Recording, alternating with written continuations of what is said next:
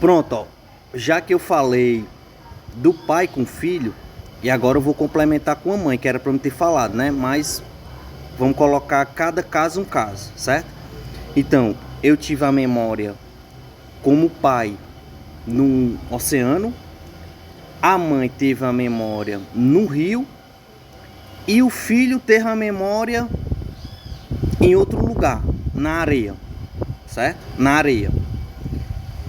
Ou seja, ele não está compartilhando, se nós tivéssemos ancestral em comum, a mesma memória do ancestral. Ele está compartilhando uma outra memória da parte do qual ele veio, certo? Ou seja, não tem ligação direta com o ancestral. Porque, como eu disse, as partes dele, o lugar dele na história evolutiva estava em um lugar diferente. A partícula dele estava em um lugar diferente. E, consequentemente, tem um movimento diferente. Consequentemente, tem uma história evolutiva diferente de cada espécie que passou para chegar na espécie atual humana, certo? Então perceba aí. Aí vou colocar outro exemplo. Eu tive a memória de leão, a mãe dele de jaguatirica e ele teve a memória de um escorpião, completamente diferente, né? E vivenciou aquela memória, certo?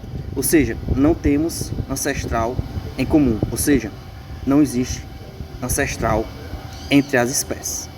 Pode existir alguma espécie em comum dos dois, mas não diretamente como um ancestral, mas com uma experiência na mesma família daquela espécie, mas não como um ancestral, porque mesmo tendo a mesma experiência com aquela mesma espécie de duas almas, de dois espíritos diferentes, ele passou por outras, mas passou por aquela também que você passou, mas passou por outras, não significa ancestral, entendeu?